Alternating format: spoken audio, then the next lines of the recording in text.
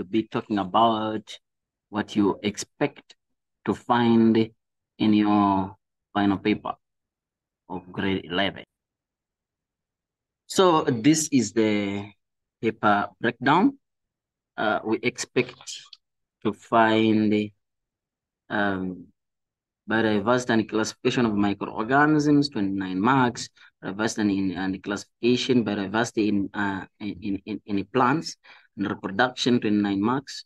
And then now biodiversity in animals, population ecology, and human impact on environment. So you guys, you see that here you have a lot of marks there, around 70, 74. 74 marks. Actually, 1 mark becomes 75, which is half, which is 50%. So it means that, and these are simple topics. So if they are simple topics, then automatically you can get the marks there. Actually, the topic which makes student cries in most cases is the biodiversity in animals, and they have given it less marks. So I expect people getting 120 out of 150 for the, like someone has written the paper badly. You understand? And it's possible. Let's go through it and then we see how do we get 120 out of 150, approximately 80%. Yes, in this life science, and it's very easy. And then if you use this, you'll find out that even in grade 12, it won't be a big deal for you. All right, let's start. And then we start with the classification, biodiversity, and the classification of microorganisms. When it comes to biodiversity and the classification of microorganisms, these are the things which you need to look at. Yes. So you cannot go to the paper. We have been asking you questions concerning about a virus. If they bring that question, it could be for a mistake, but I don't think structure of a virus can come because we have been asking you. So probably don't go to the paper without knowing the structure of the bacteria, because in most cases, if we don't bring a virus, we bring a bacteria. If we don't bring a bacteria, we bring a virus. So make sure that you go to the paper when you know very well the structure of the what? Of the bacteria. Yes. Number 2, you don't stop there. Okay, here we see that. Let's go through our distinction material book so that at least we highlight. Yeah. Protistas, yes, also. Okay, let's just go through. Down kingdom, the 5 kingdoms. So virus, we have talked about it. And then you're saying that bacteria, please make sure that you know the structure of a bacteria. And yes, basically also the shapes can be asked. We like to ask the shapes, but in most cases when you bring the structure, we don't bring shapes. But go when you know that cocci, bacillus, spirillum, then vibrio, what do they mean? So you're done with that. Then you go now. Here you need, since we have talked about a characteristic here, we have talked about, in most cases, we like that. We don't bring many animals in the same section. However, still it can come. Yes, still it can come. We like to bring the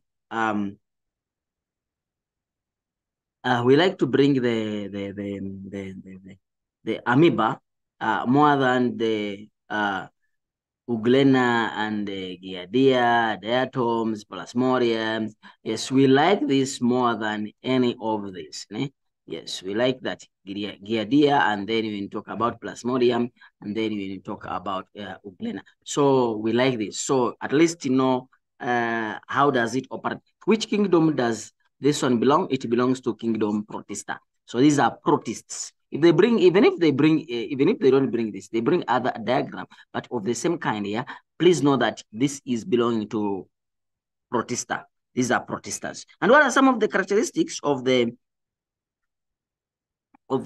kingdom? Yes, at least you know 2-3 characteristics for each kingdom. Yeah, it will help you. Yeah, for example, the bread mold. Sometimes we don't bring the bread mold. We like the bread mold. We like the bread mold, guys. Sometimes we don't bring the bread mold. We bring the mushroom because they belong to the same kingdom fungi. So those are fungi. Those are what? Those are fungus, because here we say that these are eukaryotic organisms, including microorganisms, yeast, You see, and the mushrooms. Yeah, so sometimes when we don't bring this, the mold, we bring the mushrooms. So at least go when you know how 2-3 characteristics of these organisms, so that when they ask you a question, you are able to answer. Yes. Then economic importance of fungi. Should I say economic importance of fungi? Yeah, but yeah, we like to ask. It can sometimes we ask you that the economic importance of microorganisms, but even economic importance of fungi, we ask it. We like it. Guys, go when you know at least 3 of them or 2. Ne? Economic importance of fungi. Why do I say economic? But this economic importance, and then when you are trying to memorize them, if they have asked you maybe it can be industrial, or it can be medicinal, or it can be just an open one whereby it's not medicinal. You understand? So at least when you are talking about this, find out that maybe medicinal. You see, like is used to produce medicine like penicillin. Ne? Yes, and then you can talk about even other. So at least when you are memorizing 3, no, one medicine, one could be any other, or industrial, something like that. Yes, don't memorize only industry or medicinal, because they can ask you medicinal, or they can ask you other way. So you understand? Yes, when you're memorizing such importances, please make sure that in the list you know that. Yeah. Then we go to economic importance of virus. Not too much. We don't usually ask you that. Yeah. So we don't usually ask you that. So diseases. How do we bring diseases? Diseases is simple. Don't waste too much time here. You know why I'm saying that? It's because we want to bring influenza. We want to bring the tuberculosis, like tuberculosis, whereby you can't answer that question. When we bring tuberculosis, we'll bring a question whereby you have to read and then extract information from there. Why? Because some schools, they do another thing, another schools will do another thing. So when you are setting up, we have to bring something which covers everyone. So don't waste too much time here. Read, but not that much. Because if the question comes, I repeat, if the question comes, you will be able to answer it. You have to read that passage very well. Read the passage very well. So just read it to have some idea behind, but not wasting too much time in here. Yes, I'm not saying that don't read, saying that read, but I know that when you set this, we set it in a version in such a way that you are able to answer it even if you have not. What is immunity? That could be a terminology. But also this, we like to ask you these antigen antibodies in terms of the objective and experiments. Yes, so immunity, that's what you can think about, ne? Yes, so we go to the next. Vaccination can also come as a terminology, but not that a big deal, because the marks we are looking at here, the marks we are looking at here is 29 marks. So we can't set each and everything. Ne? Yes, those are few marks. So let's go to the biodiversity in plants and reproduction. Yeah, remember this is also 29 marks. So where are we going to get these marks? So here, the first thing you need to talk about is the phylogenetic tree. Yes, this, don't make a mistake to go when you don't know. Ne?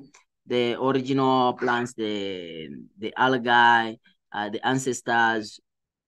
So how do you apply this?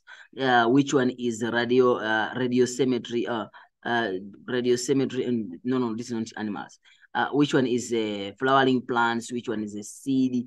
Only seed, meaning that gymnosperms. Which one is vascular bundle appears first? So basically, you need to know how to apply the phylogenetic tree. If you have questions, apply, practice them of the phylogenetic tree, because definitely it will come. Why? Because you guys, you are in grade 12 now.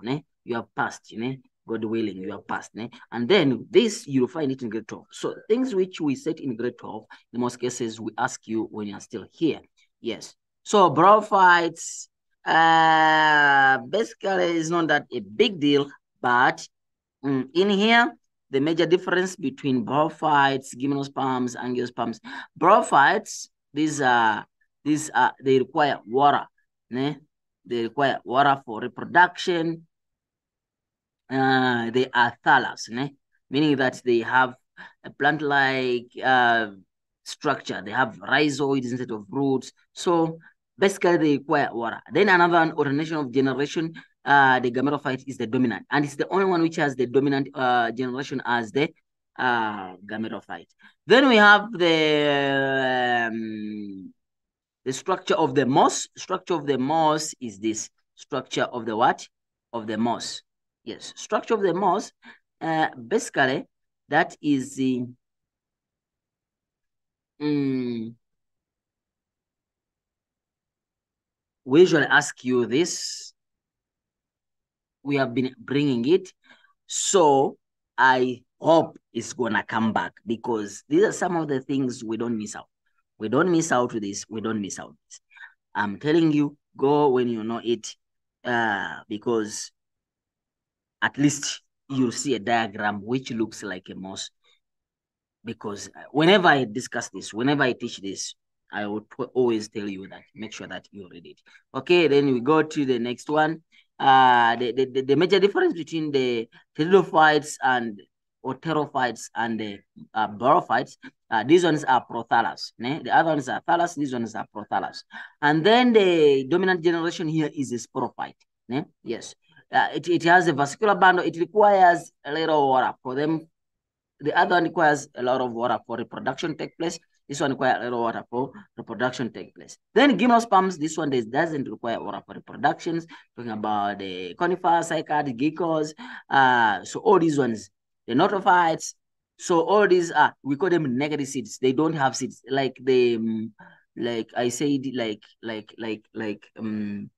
how do you call them? These ones, the nuts, the coconuts. When you're eating, you eat what is inside, not outside. While when you're eating a mango, which has orange, you eat what is outside, don't eat the seed. The seed is inside. So these ones are naked seeds. So that's why you call them gymnosperms. They only show the female, the gyne, which means the vagina, basically female, gynoecium, which means the female reproductive parts. All right, let's go to the angiosperms. The major difference here, these are flower ring plants. These are plants which have flowers. So we only talk about flowers, and they produce fruits. The seeds are enclosed in a fruit. Cool, is here, mentioned it there. So basically that is it. Here the marks are not that much, so I'm not teaching. So basically that can help you when you talk about, I was just doing that because it gives a challenge to students when it comes to this. Okay, let's go to the flower. Please don't make a mistake to go when you don't know the flower. Don't know a flower, don't go to the paper. You don't know the flower, even I emphasized it last time. You don't know the flower, you don't go to the paper. And then now, what are the major differences? I remember when I was teaching one school, and then I was trying to show them, this is insect pollinated flowers, and then what is the major difference between a wind pollinated flower and insect pollinated flower? These two, they have almost the same thing, but they have the same parts, but the arrangement is different. For example, if you find a flower, if this is a stigma, and this is the ovary, and then here you have the anthers. If you find these anthers are below the stigma and the stigma is above there, and these anthers are below the stigma, it can't be windy, because when it blows, it would go down. So to be windy, the anthers are supposed to be above the stigma, so that when it blows, it goes to the stigma, and then fertilization takes place. So if it is below the stigma, definitely then it's gonna be insect pollinated flower. But if it is above the stigma, then automatically it's gonna be windy pollinated flowers. So they can ask you the difference between windy pollinated flowers and insect pollinated flowers. Please make sure that you know that. Windy pollinated flowers, the stigma is below the anthers. So the anthers are above the stigma. That is windy pollinated flowers. But insect pollinated flowers, the stigma is below. No. The anthers are below the what? The stigma. So basically, that's it. Then if they ask you other questions, you can talk about the brightly colored, these are insect dependent flowers, nectar, insect dependent flowers, good scent, insect dependent flowers. So basically, yeah. Then when it goes to pollination, please, I say that make a mistake, you go to the paper. When you don't know them, then you don't go to the paper. It means that you don't know what you're going to do there. So make sure that at least you know this. Then there's something I didn't talk about. Ne? Let me check. Did I skip it? Yes, I didn't talk about this. I don't know why. Yes. Oh, reproduction. Yes, the reproduction. Yes. Please at least know 2-3 differences between just the what sexual reproduction and asexual reproduction. Two differences. Did I say two differences? Two advantages of sexual reproduction and two disadvantages. Yes, the advantages of sexual reproduction. Two advantages of yes, and the disadvantages of sexual reproduction, because yes, the book is here is showing you everything here. Disadvantages of sexual reproduction, advantages of sexual reproduction. Yeah, at least you know before you go to the paper, and also know maybe two sexual and two asexual. But in most cases, the advantages of sexual reproduction is a disadvantage of asexual reproduction. So if you check it critically, you'll find it. Ne? Yes. So at least you know the sexual reproduction can be 2, it can be 3, but at least go when you know the disadvantages and advantages of sexual reproduction and asexual reproduction. Yes. So basically, that is it. That goes to the animal. So let's go to the animal in just 10 minutes. We'll be, I think, done with everything. Animal biodiversity. Here, what you need, there are some things which we ask when it comes to animal diversity. Yes, there are some things which we ask. Number 1, about specialization. Number 2, symmetry. Number 3, triboblastic. Number 4, I talked about civilization. Then and number 4, the gut. Basically, that's what we are looking for. That if you know that, then this one is done. Simple. Okay, let's go.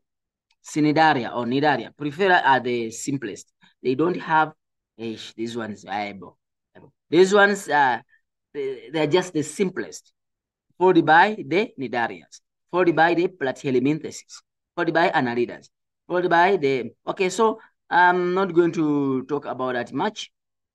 You need to know this, you need to know this, what do they mean, yes, and where, just an example where you can find each. A coelom, what does it mean, and example where you can find it.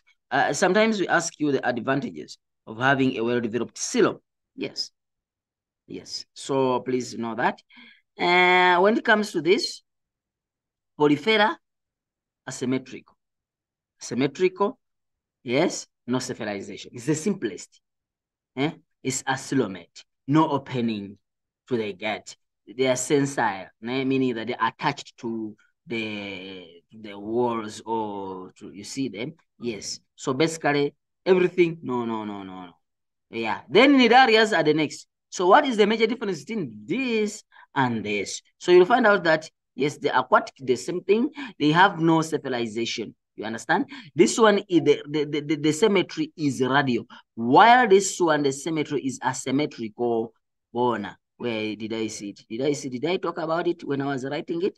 Yeah, yes, asymmetrical. You see, it is asymmetrical. It doesn't have, when you cut this side, nothing is equal. But this one, the nidarias, the most beautiful creatures in water, yes, they have a radial symmetry. So that's a major difference between the two. You understand? Yes. So they are just like, okay, sharp, the asymmetrical, one opening. Look, the gut. One opening, the other one has no opening. So it can also be a difference. Unless, guys, when you are explaining this, no difference between one generation to the next. For example, what's the difference between the nidarias and the platyhelminthes? So now this one have well-developed head. So it is stabilized. You see? Bilateral symmetry. You see? Dorsolaterally flattened, meaning that the top part and the lower part, they are flattened. You see? So at least you know at least two difference from one organism to the next. But at least go when you know two of them. Ne? Yes. Because they can ask you the differences. Well, there is another question which we usually ask. Why do we need a gut? Why do we need a gut? Why is your food moving through the gut? Basically, we need a gut so that we don't mix the things. Ne? Yes. So there is proper saturation of substances. Ne? And then it's a proper saturation. Ne? Yes. When they ask you, for example, the arthropods, not arthropods versus the chordata, the chordates. Chordata, I'm just giving an example. So at least go when you know the difference. It will help you. What you find here and you can't find it here. For example, chordates, they have a well-developed backbone. Yes, yeah, they have backbones. While the arthropods, they don't. The chordates, these ones, the chordates, they have internal skeleton, which you call the endoskeleton, while this one has the exoskeleton. So at least you know, at least some differences amongst those things. And then after that, that's all the 18 marks will be in the pocket.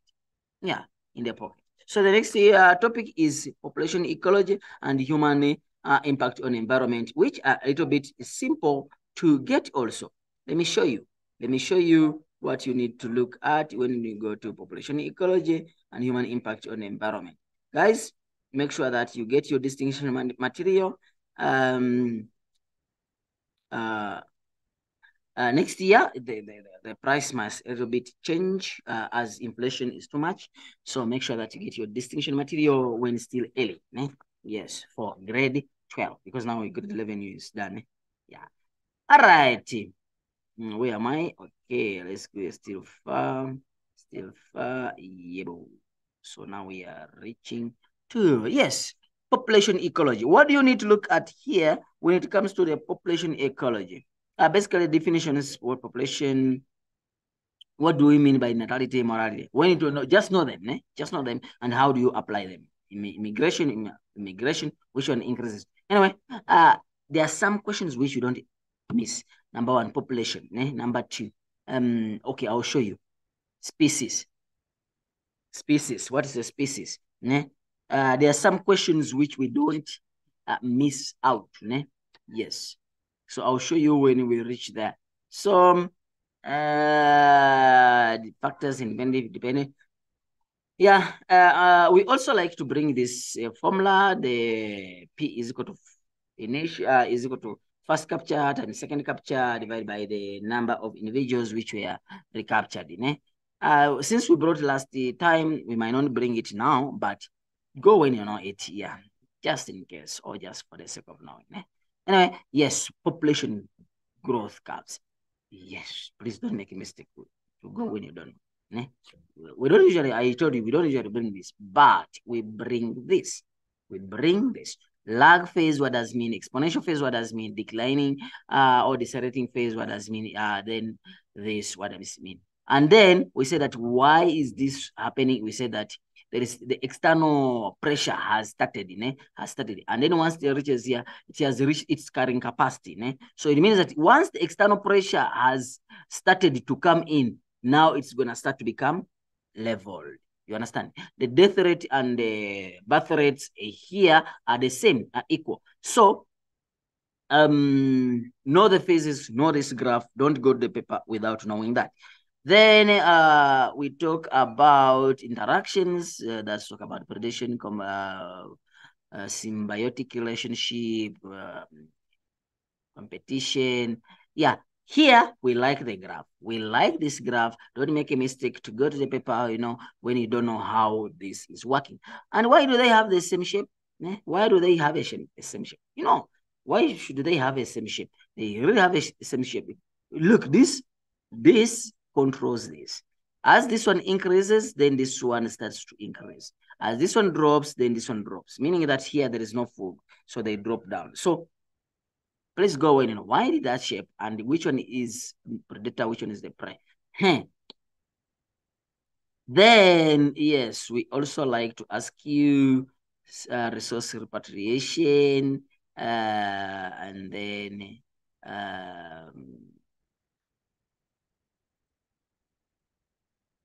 yes, this. We also like to ask you that. Competitive exclusion.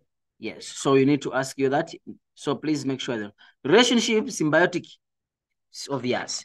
Definitely is obvious. At least one or two questions might come from there. At least you know how to apply that. And then, yes, not that much. Then this human population curves. How do you know that this is a developing country, developed country, and underdeveloped country, or declining? So if declining and the developed country are the same, the developing country, the base is too big, and then the top is too small. It's like a tower. Eh? Yes. You think of Mandela Bridge, ne? Yes, so that's a developing country. Then these ones are developed countries. So the number of individuals at the base are almost equal to the number of the people who are the top. So it means that the people who are dying are fewer, and the people the people who reach the old age are more compared to these other graphs. Ne? And the people who are dying, check. And then check here. So here people die when they are still young. People here die when they are, yes, they have grown up. Yes, they have grown up. Yes. And then please know maybe the males and the females, how to find them, how to find them. So this is not a big deal. Make sure that you know. And then how do you know that this is a developing country? Some of the factors. Yes, please, please, please, please. And then that marks the beginning of the end of that. So human impact on environment. Yes. So here is the same mark, is 37 marks. Here, what do you really need to look at?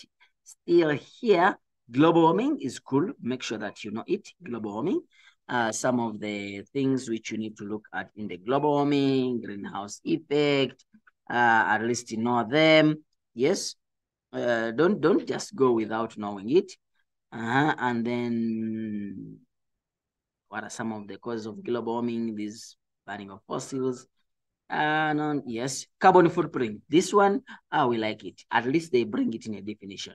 Carbon footprint, food security. Yeah. That one. If they wake me up when I'm sleeping, I'm dozing, and I can't remember anything, they ask me, what do you think they're going to bring in grade 10, grade 11? I'll tell you carbon footprint will be there. And I'll tell you that food security. If they don't bring a question, full question, at least they bring in a definition. If they don't bring in the definition, they will bring it in terminologies or objectives. So make sure that you know when you know the definition of carbon footprint, food security, poaching, because these are the things which are affecting us. So they will bring it. Ozone destruction. Yes, this also, please know this ozone destruction. Remember, we said that this is a layer which prevents dangerous radiation from the sun from reaching us in here on the ground. You understand? It's being absorbed. Remember, it's ozone. Ozone, we said it's oxygen 3. Yes, which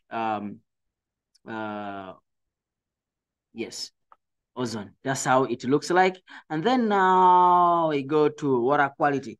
Do you think water quality will come?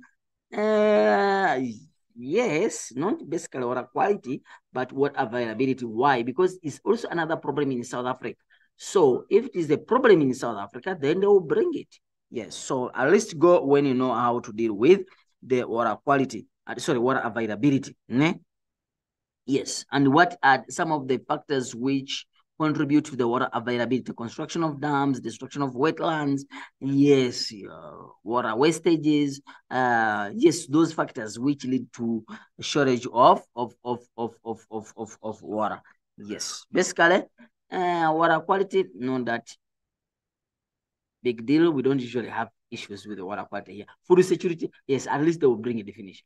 Yes, at least they will bring a definition. Don't go to a paper without knowing about food security. Yes, and then loss of biodiversity is also another problem.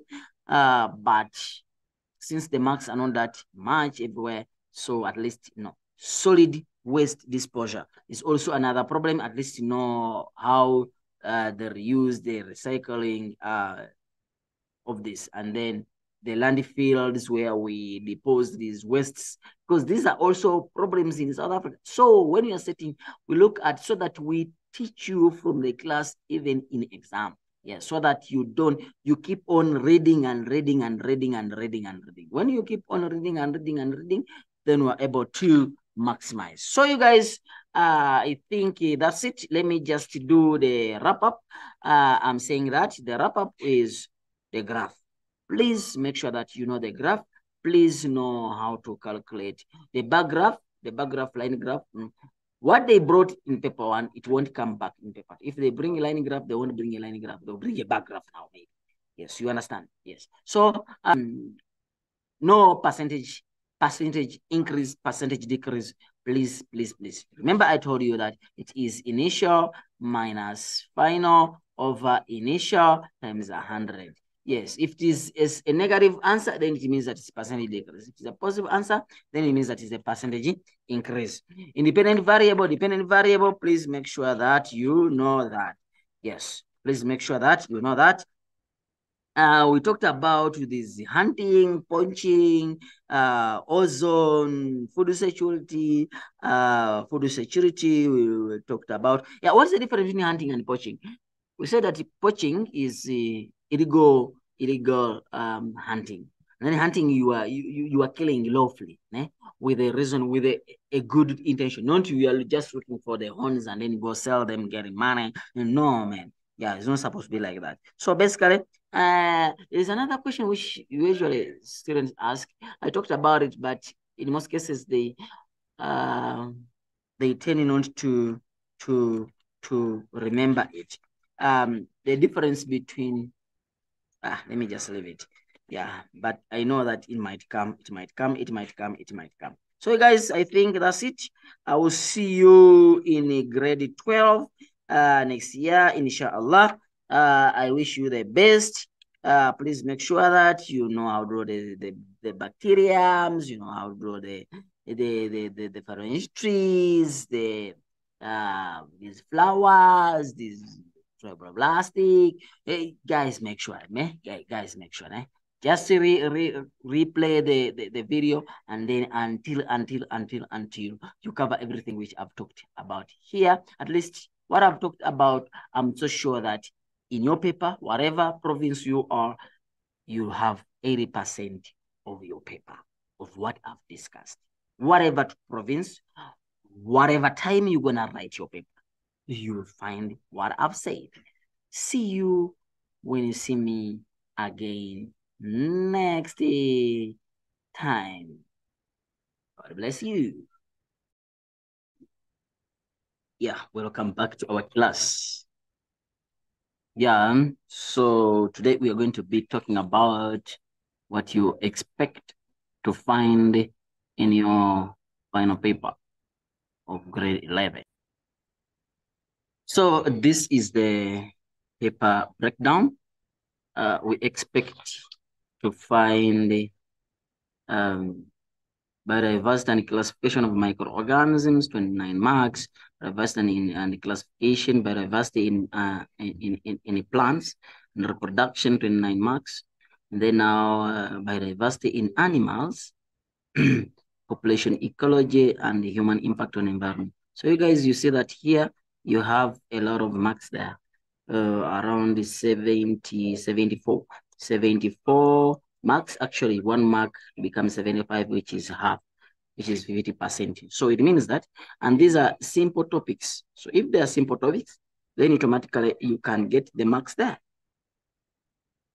Actually, the topic which makes student cries in most cases is the biodiversity in animals, and they have given it less marks. So I expect people getting 120 out of 150 for the, like someone has written the paper badly.